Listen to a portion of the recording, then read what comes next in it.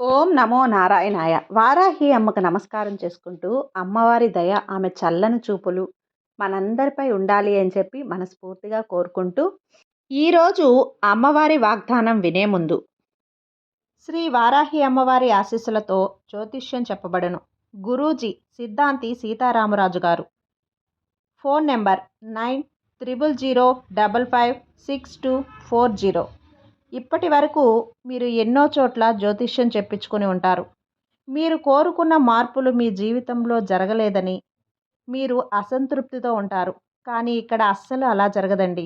మీ సమస్యలు ఏవైనా సరే, భార్యాభర్తల మధ్య సమస్యలు, సంతాన సమస్యలు, పెళ్లి సమస్యలు, విద్య, ఉద్యోగం సమస్యలు, స్త్రీ పురుష వశీకరణం, ఇలా మీ సమస్యలు ఏవైనా సరే ఫోన్ కాల్ ద్వారా గురువుగారిని సంప్రదించండి.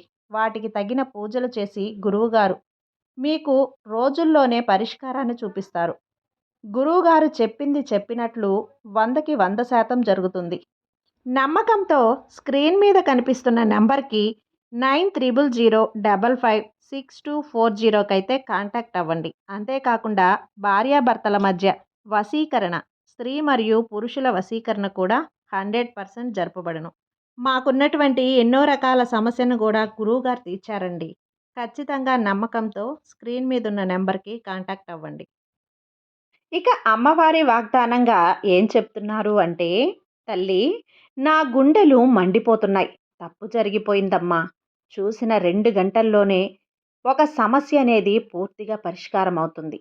వెనకపోతే నీ జీవితాంతం కూడా నరకం అనేది అనుభవిస్తావు.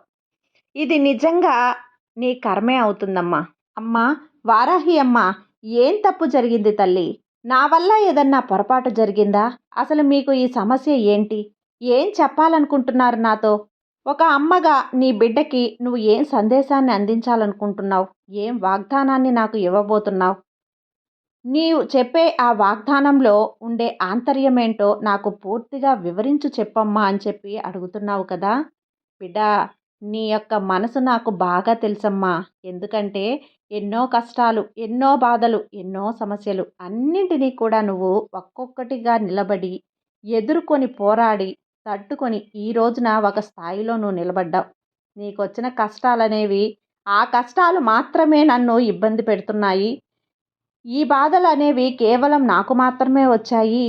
ఈ ప్రపంచంలో ఉన్న సమస్యలన్నింటినీ కూడా నాకు భగవంతుడు తీసుకొచ్చి పెడుతున్నాడు. నేనేం అన్యాయం చేశానమ్మా? నేనేం పాపం చేశాను తల్లి అని చెప్పి ఒక్కదానివే మనసులో ఆలోచించుకొని కుమిలిపోతూ ఉన్నావు. అంతేకాకుండా నీకంటూ ఎవరూ కూడా లేరు, నిన్ను సపోర్ట్గా ఉంచుకునేవారు ఎవ్వరూ లేరు అని, నీ బాధను అర్థం చేసుకునే వాళ్ళు లేరని, ఎదుటివారి మీద నీకున్న సమస్య నీకెప్పుడైనా వచ్చింది అంటే వాళ్ళతో చెప్పుకున్నప్పుడు ఆ సమస్యను నువ్వు విని ఆ సమస్యకు పరిష్కారాన్ని చెప్పడానికి నువ్వు ఏదో ఒకటి ఆలోచిస్తావు. కానీ అదే ఎదుటి వాళ్ళు నీకు వచ్చిన సమస్యను నువ్వు చెప్పుకునే ప్రయత్నం చేస్తున్నప్పుడు వాళ్ళు మాత్రం మాటలు దాటేసి నీ సమస్య విన్నట్లు నటించి దానికి నాకు ఎటువంటి సంబంధం లేదు అన్నట్లుగా కనీసం మాట సాయం కూడా చెయ్యరు. నీ దగ్గరకు వచ్చేసరికి వెనకడుగు వేస్తూ ఉంటారు. వీటన్నింటికీ కూడా నువ్వు గ్రహిస్తున్నావు. నువ్వు గ్రహించడం మొదలుపెట్టినప్పటి నుంచి అసలు అయిన వాళ్ళెవరు, పరాయి వాళ్ళెవరు? అయిన వాళ్ళకంటే పరాయి వాళ్ళే నయం ఏమో అన్నట్లుగా నీ మనసు కొన్ని విధాలుగా ఆలోచిస్తుంది. ఎన్ని రకాలుగా ఆలోచించినప్పటికీ కూడా నువ్విక్కడ తెలుసుకోవాల్సిన ముఖ్యమైన విషయం ఏంటంటే, ఏ బాధలొచ్చినా, ఏ కష్టాలొచ్చినా నీకు నువ్వు మాత్రమే భరించుకోవాలి. అంతేకాకుండా నీ సమస్యలను నువ్వే పరిష్కరించుకోవాలి. ఈ భూమి మీద పుట్టిన సమస్త ప్రాణకోటికి కూడా ఏదో ఒక సమస్య ఉంటూనే ఉంటుంది. కానీ ఆ వచ్చిన సమస్య అనేది ఎవరైతే తెలివిగా ఆలోచించి ఆ సమస్య నుంచి బయటపడే దారిని వెతుక్కుంటారో వారే నిజమైన అంటే నిజమైన తెలివిగలవారు. ఆ సమస్య నుంచి బయటపడే దారిని వెతుక్కునే వారే నిజమైన తెలివైన వారంటే. తెలివిగలవారు బిడ్డ. అలాగే నీ జీవితంలో కొంతమంది మనుషుల ఆధారంగా, కొంతమంది వ్యక్తుల ద్వారా నీకు కూడా కొన్ని అవమానాలు జరిగాయి. కొన్ని కష్టాలు పడ్డావు. కొన్ని మాటలు కూడా పడ్డావు. కొన్ని ఉన్న మాటలు, లేని మాటలు కలిపి నీ మీద నిందలు మోపారు. అవన్నీ కూడా నేను చేయలేదు, నాపై పడిన నింద అబద్ధం అని చెప్పి నువ్వు రుజువు చేసుకునే అవకాశం కూడా నీకు కొన్నిసార్లు లేకుండా పోయింది. అయినప్పటికీ ఏయి నిజాలు, ఏయి అబద్ధాలు అని చెప్పి గ్రహించగలిగే శక్తి ఆ పరమేశ్వరుడికి మాత్రమే ఉంది. ఇక్కడ నీ మీద ఎవరైతే కక్షను సాధించాలి అని చూస్తున్నారో, ఎవరైతే నిన్ను తొక్కాలని చూస్తున్నారో, ఎవరైతే నువ్వు నాశనం అవ్వాలి అని ఎదురు చూస్తున్నారో, వారికే అన్ని తెలివితేటలు ఉన్నప్పుడు, వారిని నిన్ను సమస్త జీవరాశి ప్రాణకోటిని సృష్టించిన ఆ పరమేశ్వరుడికి ఎన్ని తెలివితేటలుంటాయి? ఒక్కసారి ఆలోచించు తల్లి. ఇది కలికాలం. ఈ కలికాలంలో ఎవరి కర్మఫలం అనేది వారు అనుభవించక తప్పదు. కాకపోతే కొంచెం ఆలస్యం అవుతుంది.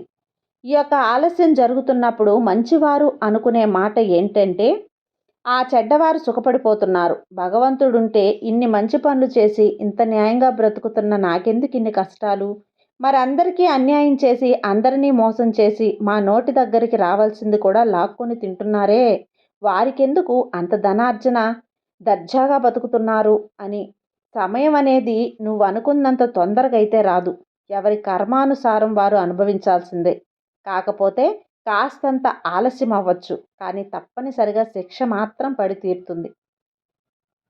ఈ ఒక్క విషయాన్ని గుర్తుంచుకో. ఎప్పటికైనా సరే ఈ వారాహి అమ్మ నా శక్తినంతా ధారపోసి నీకు శక్తినిస్తాను. నీ మంచి గుణం, నీ దాన గుణం, నీ ప్రేమ గుణం, నీ దయాగుణం ఇవన్నీ నిన్ను కాపాడుతూ ఉంటాయి. అంతేకాదు, ఇప్పుడు నువ్వు పడుతున్న కష్టాలకు కారణం కూడా కొన్ని ఉన్నాయి. కొన్ని నువ్వు తెలుసో తెలియకో చేసిన కర్మలైతే, మరికొన్ని నీ పెద్దలు చేసిన కర్మలు. ఏది ఏమైనా సరే నువ్వు పడుతున్న నొప్పి నువ్వుకు కలుగుతున్నదే కాబట్టి ఆ కర్మఫలాన్ని కూడా నువ్వే తగ్గించుకోవడానికి ఖచ్చితంగా నువ్వు చేయవలసిన కొన్ని ముఖ్యమైన పనులు చెప్తాను, గుర్తుంచుకో. మొదటిగా నువ్వు ఆనందంగా ఉండటం నేర్చుకో. నీ కష్టాలున్నాయి, బాధలున్నాయి, సమస్యలున్నాయి.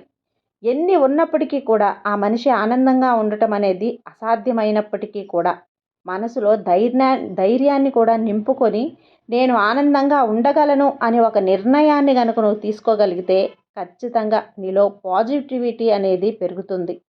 ఇలా నీలో పాజిటివిటీ అనేది ఎప్పుడైతే పెరుగుతుందో నీ మనసుకి ధైర్యం అనేది కలుగుతుంది. నీకు నువ్వే ధైర్యాన్ని చెప్పుకోవాలి. నీలో ఉన్న భయాలను నువ్వు పూర్తిగా బయటకు పంపేయాలి. నేను సంతోషంగా ఉండగలను, దేన్నైనా కూడా జయించగలను. నా వారాహి అమ్మ నాతో ఉంది, నా తోడుగా ఉంది, నన్ను వెన్నంటి నడిపిస్తుంది అనే ఒక నమ్మకం నీలో కలగాలి. దేన్నైనా కూడా జయించగలను అని చెప్పి నీకంటూ ఏ వృత్తిలో అయితే నీకు సమర్థత ఉందో ఆ వృత్తిలో పని చేసుకుంటూ ముందుకు వెళ్ళిపోతే ఖచ్చితంగా అందులో విజయం వచ్చేలా నేను ఆశీర్వదిస్తాను. ఈ తల్లి ఆశీర్వాదం నా బిడ్డకు చాలా అవసరం.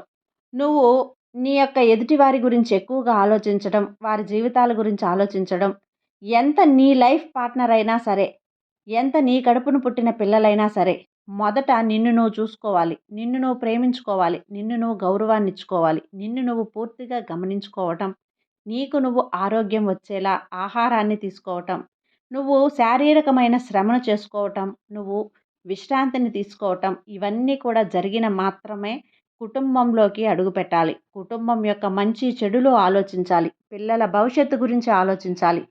పిల్లలకి మంచికి చెడుకి వ్యత్యాసం, కష్టానికి నష్టానికి వ్యత్యాసం, బాధలంటే ఏమిటి, మనుషుల యొక్క విలువేంటి, డబ్బు యొక్క విలువేంటి, కష్ట సుఖాల మధ్య తేడా ఏంటి, వీటన్నింటినీ కూడా నువ్వు నేర్చుకుంటూ నైతిక విలువలు సమాజంలో ఎలా బ్రతకాలి, ఎవరు ఎటువంటి వారు అని చెప్పి తెలియపరుస్తూ నీ బాధ్యత, నీ పాత్రకి తగ్గట్లుగా నీ బాధ్యతను నువ్వు పూర్తిగా పోషించుకోవాలి. అలాగే నీ జీవిత భాగస్వామి కోసం ఇప్పటికే నువ్వు చాలా వరకు ఆలోచించావు. ఎంతవరకు ఆలోచించావు అంటే నువ్వు మర్చిపోయేంత వరకు ఆలోచించావు. నీ భాగస్వామి ఎన్నో దురలవాట్లకు బానిసయ్యాడు అని చెప్పి, ఆ భాగస్వామి నీ మీద ప్రేమను చూపించడం లేదు అని చెప్పి, భాగస్వామి నిన్ను సరిగ్గా పట్టించుకోవడం లేదు అని చెప్పి, నువ్వు తన స్వార్థంతో తనను చూసుకుంటున్నాడు అని చెప్పి అసలు గౌరవం ఇవ్వటం లేదు. తిన్నావా తినలేదా, నీ ఒంట్లో ఎలా ఉంది అని చెప్పి అడగటం కూడా లేదు.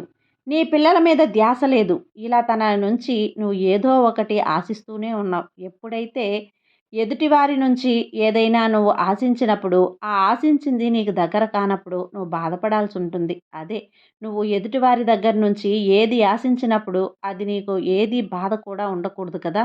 కాబట్టి ఒకరి నుంచి ఆశించడం అనేది ఈ క్షణం నుంచి నువ్వు మానేసేయి. బిడ్డా, నా గుండెలు మండిపోతున్నాయి అని చెప్పి ఎందుకు చెప్పానో నీకు ఇప్పటికైనా అర్థమవుతుందా? ఏ తల్లైనా, ఏ తండ్రైనా సరే కోరుకునేది తన బిడ్డ సంతోషం. సంతోషంగా ఉండాలి, సంతోషంగా బ్రతకాలి. ఆస్తులున్నా లేకపోయినా సరే, డబ్బులున్నా లేకపోయినా, అంతస్తులున్నా లేకపోయినా, స్తోమత లేకపోయినా సరే నా బిడ్డ ఆరోగ్యంగా ఉండాలి అని చెప్పి నేను కోరుకుంటున్నాను. మరి నువ్వు నన్ను ఒక తల్లిలా భావించి నాకింతవరకు విలువనిస్తున్నావు. ప్రతిరోజు కూడా నేను పంపించే ఈ వాగ్దానాల రూపంలో నీకు ధైర్యాన్ని నింపే ప్రయత్నం చేస్తున్నాను. అంతేకాకుండా జీవితంలో కష్ట సుఖాలు ఎలా ఉంటాయి, కష్టం వచ్చినప్పుడు ఆ కష్టం నుంచి ఎలా బయటపడాలి, సమస్యలను ఎలా ఎదుర్కోవాలి అని చెప్పి నీకు అడుగడుగున జాగ్రత్తలు చెప్తూ వస్తున్నాను. నా శక్తినంతా ధారపోసి నీకు ధైర్యాన్ని కూడగడుతున్నాను. నీలో బలాన్ని చేకూరుస్తున్నాను. నిన్ను శక్తివంతురాలుగా చేస్తున్నాను. ఎంత చెప్పినా కూడా నీలో అణువంత మార్పు కూడా లేదు. ఆ ప్రయత్నం అంతా కూడా నేను చేసింది వృధా అయిపోయినప్పుడు, నేనేం చేయాలో నాకు తోచనప్పుడు, మరి నా గుండెలు మండిపోవా చెప్పు? నాకు బాధ కలగదా? ఒక తల్లిని ఇంత బాధ పెట్టడం ఒక బిడ్డగా నీకు న్యాయమా చెప్పు? ఇదే నీ కన్న తల్లిని నువ్వు ఇలానే బాధ పెడతావా? నీ తల్లి చెప్పిన మాట వినవా? అలాగే నీ తల్లి లాంటి దాన్నే కదా! నన్ను రోజు అమ్మా అని పిలుస్తావు. నీ బాధను చెప్పుకుంటావు. నీ కష్టాన్ని నాతో పంచుకుంటావు. నా బాధను తీర్చు అంటావు. నాకు కావాల్సింది ఇవ్వు అంటావు. నీ ఇంట్లో నీ కన్న తల్లిని నువ్వు ఏ విధంగా అయితే అడుగుతున్నావో నన్ను కూడా అలానే అడుగుతున్నావు. అంతే ప్రేమతో నా బిడ్డకి నేను ఈ వాగ్దానాల రూపంలో శక్తిని, ధైర్యాన్ని, చురుకుదనాన్ని, ఏదైనా సమస్యను ఎదుర్కొనే ఒక గట్టి పట్టుదలని నేర్పిస్తున్నాను. అలా చెప్పినప్పుడు నువ్వు వినాలి కదా! నా జీవితం అంతా కూడా పండగలాగా జరుపుకోవాలి అని చెప్పి కోరుకుంటున్నావు కదా! నేను కూడా నీ నుంచి అదే కోరుకుంటున్నాను. కనీసం నువ్వు సంతోషంగా ఉండాలి. నువ్వు ఆనందంగా ఉండాలి. నువ్వు ఆరోగ్యంగా ఉండాలి. నువ్వు ఎవ్వరిని కూడా ఎక్కువగా మనసుకు తీసుకొని బాధపడేంత ఎక్కువగా ఆలోచించకుండా నువ్వు సంతోషంగా, ఆనందంగా జీవిస్తే మొట్టమొదటగా సంతోషించేది నీ వారాహి అమ్మ. నువ్వు గుర్తుంచుకో. ఎందుకంటే నీకోసమే కదా ప్రతిరోజు ఈ వాగ్దానాలను తీసుకొస్తున్నాను. నీ జీవితానికి ముడిపడిన సంబంధాలు, ఎన్నో ముడిపడిన ఆధారాలు నీ వాగ్దానాల రూపంలో ఇలా తెలుసుకో. అలా చేసుకో అని చెప్పి చెప్పుకుంటూ వస్తున్నాను. ఇప్పటి వరకు నీ ఆలోచన తీరు ఏదైతే ఉందో, ఆ ఆలోచన తీరంతా కూడా చాలా వరకు తప్పుగానే ఉంది. కాబట్టి మనసు బాధగా అనిపిస్తుంది. నా బిడ్డ పిచ్చిదానిలాగా ఎదుటివారి గురించి ఆలోచిస్తుంది. నా బిడ్డ పిచ్చిదానిలాగా ఎదుటివారిని నమ్ముతుంది. ఎదుటివారి గురించి ఏదో ఒకటి ప్రేమ కావాలి, జాలి కావాలి, ఏదో ఒకటి కావాలి అని చెప్పి ఎదురు చూస్తూ ఉంటుంది. కానీ వారి నుంచి మాత్రం నా బిడ్డ కోరుకున్నది ఏవీ కూడా దక్కడం లేదు. వీటి గురించి ఆలోచించి, ఆలోచించి నా బిడ్డ మానసికంగా చాలా కృంగిపోయింది. ఉన్న బాధలు ఒకవైపు అయితే, ఈ ఆలోచన వల్ల వచ్చే మానసిక బాధలు మరొక వైపు. ఇవన్నీ కూడా నీ చిన్ని ప్రాణాన్ని ఎంత కంగారు పెట్టేస్తున్నాయి. ఒక్కసారి అర్థం చేసుకో. ఎవరి కోసమో బాధపడడానికి, ఎవరి గురించో ఆలోచించడానికి నీ జీవితం అనేది ఏర్పడిందా? నీ యొక్క తల్లిదండ్రులు ఎదుటివారి గురించి ఆలోచించమ్మా అని నీకు చెప్పారా? ఈ భూమి మీద నిన్ను పుట్టించారా? లేదు కదా! మరి ఎందుకు ఇంత ఆలోచనలు? ఎవరి కోసం? ఇప్పటి వరకు ఆలోచించావు. ఇక కొన్ని సంవత్సరాలు నీ ఆలోచనలు అన్నీ పడిపోయాయి. కానీ వాటన్నింటి కారణంగా నువ్వు ఏం సాధిస్తావు? ఇప్పటి వరకు నీ ఆలోచనలు నీ మనస్పర్ధల కారణంగా, ఎదుటివారి మీద గొడవలు పెట్టుకునే కారణంగా ఏదైనా కానీ సాధించావా? ఎదుటివారిలో కొంచెం మార్పైనా కానీ తీసుకురాగలిగావా? ఏదీ కూడా ఉండదు. కాబట్టి మొదట నువ్వు ఎదుటివారు మారాలి అని చెప్పి నువ్వు కోరుకునే దానికంటే ముందుగా నిన్ను నువ్వు మార్చుకునే ప్రయత్నం చెయ్యి. నీ దగ్గర తప్పు జరిగింది. నువ్వు ఎదుటివారి నుంచి ఆశించడం నీ తప్పు. ఎదుటివారిలో మార్పు రావాలి అనుకోవటం నీ తప్పు. ఎదుటివారు నువ్వు చెప్పినట్లుగా చెయ్యాలి అనుకోవటం నీ తప్పు. నీ మనసుకు తగ్గట్లుగా నీ కుటుంబంలో ప్రతీదీ జరగాలి అనుకోవటం నీ తప్పు. ఇవన్నీ నువ్వు ఆశిస్తున్నావు. వీటన్నింటినీ కూడా ఆశించకుండా ఎవరి జీవితం వాళ్ళు, ఎవరు చేయాల్సిన ప్రయత్నం వాళ్ళు చేసి వాళ్ళ జీవితం వాళ్ళు బ్రతకండి. అయినా నా మాట చెల్లడం లేదు అని అనుకున్నప్పుడు ఎవరి కర్మకు వారిని వదిలిపెట్టి నిన్ను నువ్వు జాగ్రత్తగా ఆలోచించుకొని నీ గురించి నువ్వు జాగ్రత్త తీసుకుంటే ఎదుటివారి గురించి ఆలోచించే ఆలోచనలో కనీసం 10% ఆలోచన అయినా సరే నీ మీద నువ్వు పెట్టుకోగలిగినట్లయితే నువ్వు ఎప్పుడో బాగుపడేదానివి తల్లి. మరి ఒక తల్లిగా నాకు బాధగా అనిపించదా? నా మనసుకి కష్టంగా అనిపించదా? ఎప్పటికైనా కానీ నువ్వు మారతావని చెప్పి కోరుకుంటున్నాను. ఇకపై కూడా నువ్వు మారకపోయావు అంటే ఇప్పటి వరకు నీ జీవితంలో సంతోషం అనేది లేదు, ఆనందం లేదు, నరకాన్నే చూస్తున్నావు. ఇకపై కూడా అలాగే గనక నువ్వు చేస్తూ ఉంటే వెళ్ళావు అంటే నీ జీవితం అంతకు అంతకు నరకంగానే మారుతుంది. ఎందుకంటే మానసిక ఒత్తిడి అనేది ఎక్కువైపోయినప్పుడు ఆ యొక్క ఒత్తిడి కారణంగా మనిషి శరీరంలో అనేక రకాల మార్పులు జరుగుతాయి. అనేక రకాలైన అనారోగ్య సమస్యలకు కారణమవుతాయి. ప్రతీదీ కూడా నువ్వు నీ చేతులతో స్వయంగా నువ్వు తెచ్చిపెట్టుకుంటున్నదే. అంతే తప్ప ఎవరి వల్ల జరిగింది కాదు. నువ్వు ఒకరి మీద నిందలు వేసే ప్రయత్నం చేయకు. ఎవరైతే నాశనం అయిపోతున్నారో అని చెప్పి నీ కుటుంబ సభ్యుల గురించి నువ్వు ఆలోచించుకో. చివరికి వారే ఆరోగ్యంగా ఉంటారు. నువ్వే అనారోగ్య పాలైపోతూ ఉంటావు. ఇప్పటికే నీ జీవితంలో ఇది చాలా వరకు జరిగిందమ్మా.